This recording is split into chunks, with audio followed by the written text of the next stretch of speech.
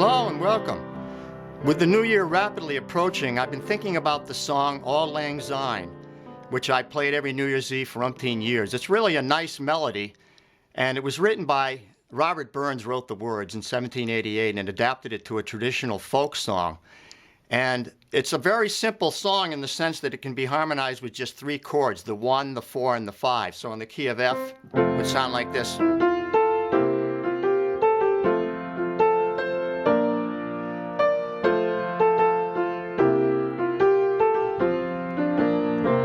Just three chords. Now, I thought it would be worthy of trying to come up with something a little more in depth. And so I've come up with three arrangements, and they're going to be available for you to download on my website. And the first one is the drop 2.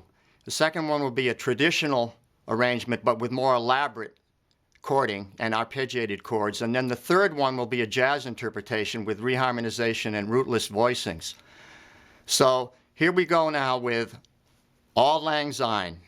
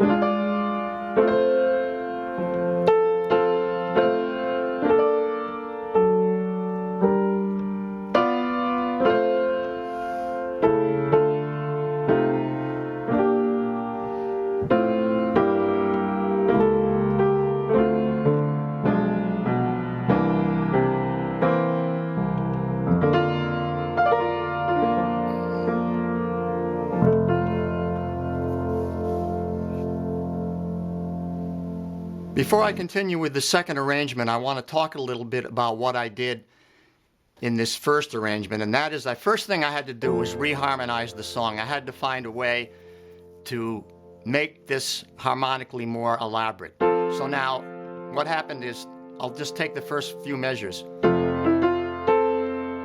1 chord to the 5 chord, 1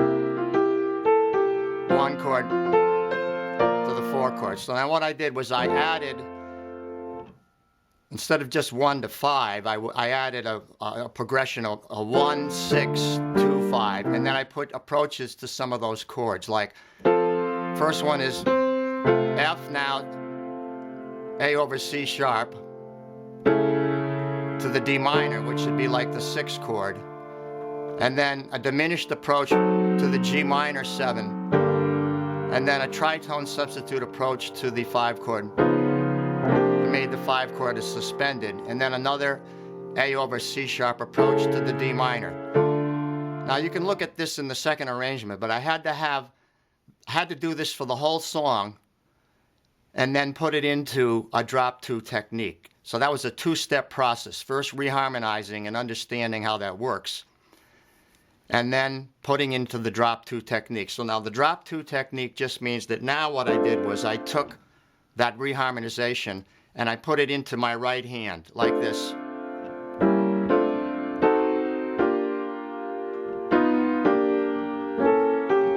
Like that.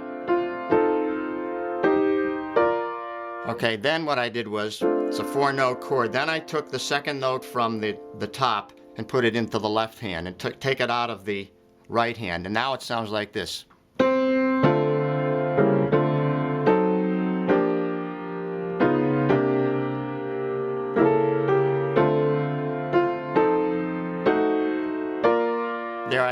Slight adjustment there to make it a diminished chord, A diminished.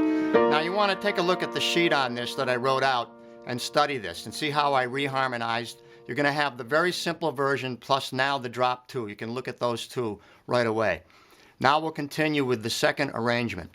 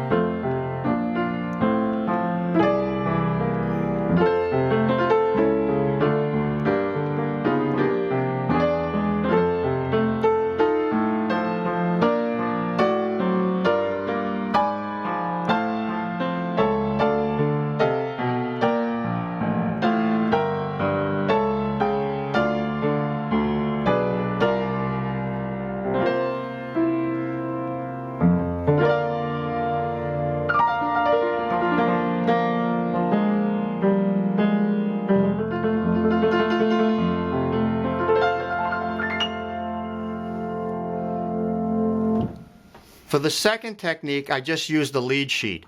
And that's a good thing to work towards, to be able to use just the lead sheet, which just has the melody and the chords, and be able to write in your own chords, reharmonizing it, and then have techniques that you can use to play it in a more elaborate style than just plain block chords. So in this, I'm really using the spread voicing technique, getting a bigger sound like this, spreading everything out, then having some movement in the left hand, maybe arpeggiated or fills and that kind of thing.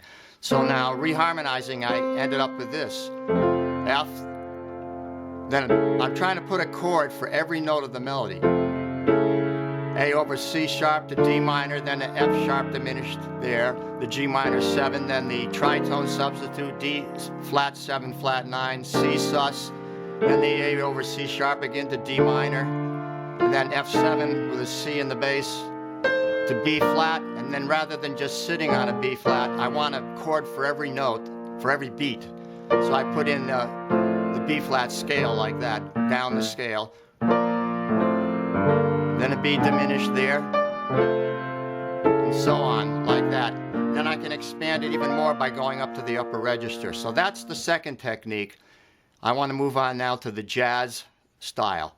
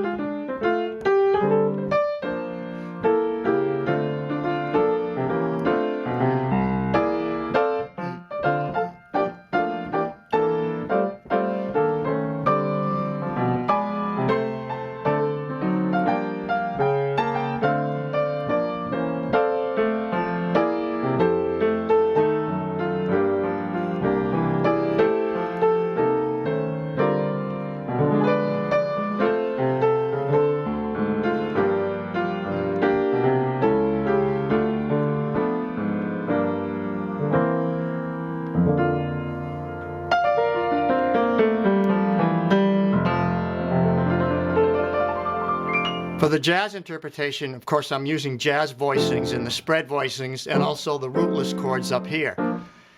But the main thing is the rhythm, the swing eighths, and the syncopation of the melodic line. Rather than it being straight like this, right on the beat like that, it's syncopated.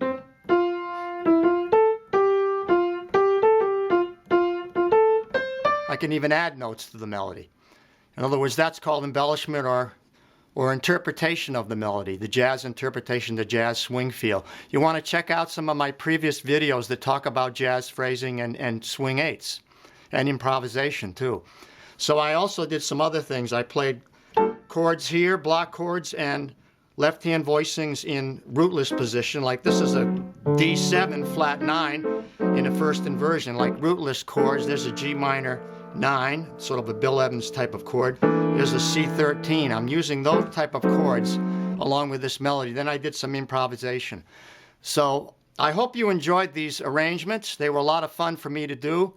And if you have any questions or comments, please write to me. I always answer all questions and comments, and I really like to hear from you. So thank you so much for watching. I'll see you next time around, and Happy New Year.